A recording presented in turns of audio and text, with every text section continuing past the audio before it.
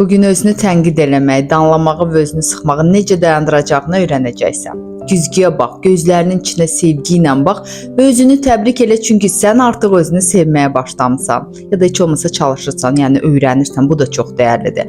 Prosesin harasında olursan ol, gördüyün işi, attığın addımları mütləq qeyd elə. Güzgü ilə nə qədər çox işləsən, bir o qədər özünlə necə danışdığını daha yaxşı anlayacaqsan. Əgər indi səndən soruşsam ki, içindəki səslə necə danışırsan, mənə göstərə bilərsən? Yəqin ki, belə deyəcəksən ki, mən çox bacarıqsızam, bu çox mənasız işdir, məni heç kim ciddiyə almır, hər yerdə boş-boş insanlar var, hamı pisdir, mən həmişə kimi tək qalmışam. İçindəki səs elə bir dayanmadan irad tutur, ilişir, qınıyır, dinc dayanmır. Bəlkə sən hər şeyə özün tənqidlə yanaşırsan, bəlkə hər şeyi, hər kəsi sən mühakimə eləyirsən. Özündən məmnun qalmaq sənə çox uzaq bir şey kimi görünür. Çoxumuzda bu özünü və başqalarını danlama ehtiyacı o qədər güclüdür ki, onu qırmaq heç də həmişə asan olmur. Uşaq olanda necə idi? Dünya bizə çox maraqlı görünürdü. Əgər bizi qorxudan yox idisə, heç kim bizi incitmirdisə, biz sadəcə zövq alırdıq. Dünyanı olduğu kimi qəbul edirdik. Amma sonra böyüdükcə başqalarının sözlərinə qulaq asmağa başladıq.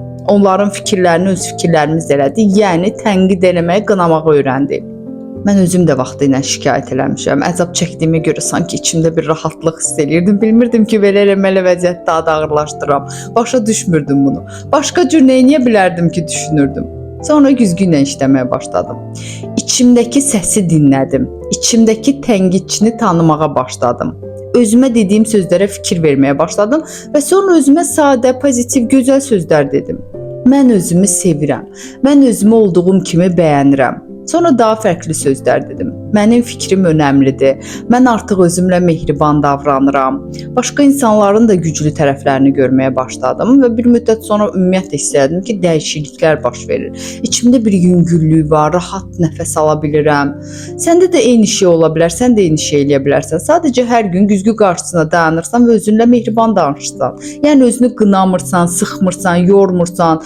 Sadəcə deyirsən, mən varam, mən dəyərliyəm. Bunu deməyə öyrən. Çünki tənqid içimizi qurudur. Bizi inandırır ki, sanki biz kifayət qədər yaxşı deyilik. Bu inkişaf eləməyimizə də mane olur, ruhumuzun da gücünü alır. İçindəki tənqidçinin səsini sakitləşdirməsən, özünü sevməyə bacarmayacaqsan. Əgər özünü sıxmağa, tənqid eləməyə davam eləsən, həyatını da sıxacaqsan, ruhunu da sıxacaqsan, amma içindəki o tənqidçi səsindən azad olsan, öz ali məninlə, işıq dolu tərəfinlə bağını möhkəmləndirməyə başlayacaqsan. Güzgü necə ki sənin üzünü göstərir, həyatda başına gələnlər də içindəki inancları göstərir. Ona görə gəl indi yoxlayaq. Sən artıq beynində pozitiv sözlər səsləndirməyi öyrənmisən, fikirlərinə diqqət edirsən, neqativləri müsbət cümlələrlə əvəzləmisən.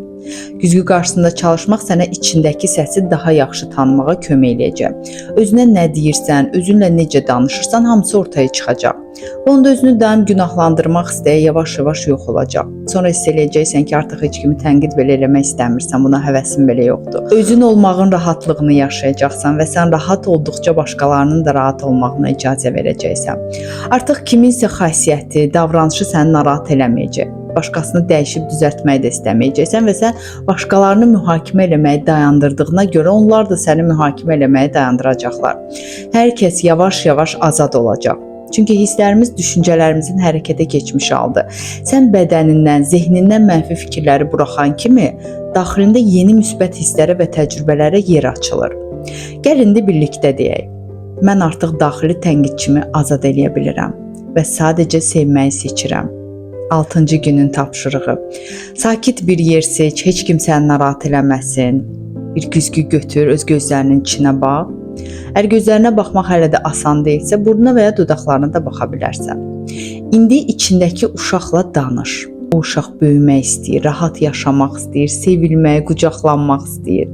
O sevgi ilə qəbul olunmaq istəyir və tərif istəyir. İndi bu təsirli cümlələri özünə de. Mən səni sevirəm. Mən səni sevirəm və bilirəm ki, sən bacardığının ən yaxşısını eləyirsən. Sən elə necə varsansa, mükəmməlsən. Mən səni tam olaraq olduğun kimi bəyənirəm. Bu sözləri bir neçə dəfə təkrar elə. İçindəki səs tam şəkildə sakitləşib yumşalana qədər təkrar elə. Elədiyin hər şeyi ürəklə elə. Çünki bütün güc sənin içindədir. İndi 6-cı günün yazılı tapşırığı. Özünü hansı 5 şeyə görə tənqid edirsən, onların siyahısını yaz. Hər birinin yanına təxmini də olsa nə vaxtdan buna görə özünü günahlandırdığını da yaz. İndi bu siyahıya bax və bir anlıq düşün. Mən bu fikirləri nə qədər uzun müddət içimdə saxlamışam. Bəlkə illərlə. Başa düş ki, özünü tənqid eləmək sənə indiyə qədər yaxşı heç nə verməyib. O sadəcə səni pis hiss elətdirib. Ona görə artıq bəsdir. İndi hər tənqid cümləsinin əvəzinə müsbət təsdiq cümlələri yaz. Bu siyahını yanında saxla. Hər dəfə özünü danlamağa başladığını hiss elədiyin an siyahını çıxar və bu cümlələri bir neçə dəfə oxu. Ən yaxşısı da güzgüdə özünə baxaraq bərkdən səslə oxumaqdır. 6-cı günün ürək sözü. Mən sevməyi seçirəm. Mən tənqiddən azad oluram. Mən rahat nəfəs alıram. Mən özümü sevirəm və özüm olduğum kimi qəbul edirəm. Demək olar ki, hər insan həyatında nədənsə narazıdır. Bəziləri özündəki hansısa xüsusiyyətləri bəyənmir və ya düşünür ki, heç kim onun bu xasiyyətini qəbul eləməz. Əgər biz içimizdə hər hansı bir tərəfimizə qarşı hirsliyiksə, çox zaman bu hissləri bastırmaq üçün nəyisə meyl eləyirik. Bəziləri içkiyə, siqaretə ya da başqa maddələrə gedir. Bəziləri isə sadəcə çox yeyirlər ya da emosional olaraq özlərini döyürlər, incidirlər. Amma bunun içində ən zərərlisi və dağıdıcısı özünü tənqid eləməkdir. Biz artıq özümüzü danlamağı, qınamağı dayandırmalıyıq. Və təəccüblüsü odur ki, nə vaxt ki özümüzü tənqid eləməyi buraxırıq, başqalarını da tənqid eləməyi dayandırırıq. Çünki anlayırıq ki, hər bir insan bizim iç dünyamızın aynasıdır. Başqasına baxanda əslində özümüzü görürük. Başqasında gördüyümüz hər şey əslində bizdə var. Kimsə haqqında şikayət eləyəndə əslində özümüzün içindəki bir hissədən şikayət eləyirik. Amma nə vaxt ki özümüzü sevib olduğumuz kimi özümüzü qəbul eləyəndə şikayət eləyəcək içinə qalmır. Onda nə özümüzə zərər verə bilərik, nə də başqasına. Gəl indi birlikdə söz verək. Mən bir daha heç vaxt özümü tənqid eləməyəcəm.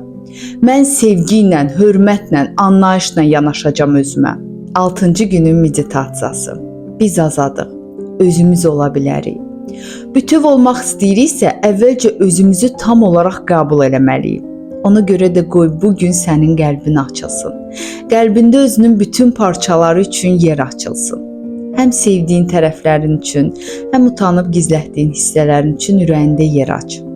Həm içində bəyəndiyin şeylər, həm də bəyənmədiklərin hamısı sənsən.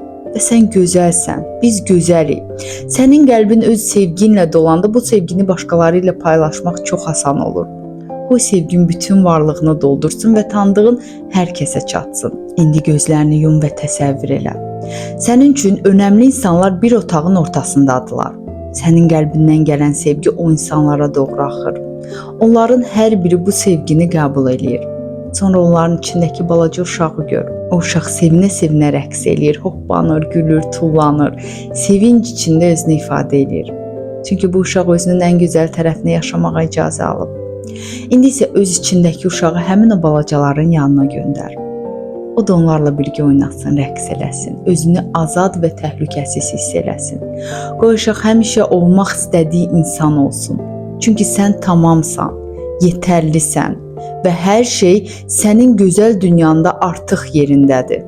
Və bu bir həqiqətdir. Özünü sevmək o deməkdir ki, sən həm öz içini, həm də çölünü hörmətlə qəbul edirsən.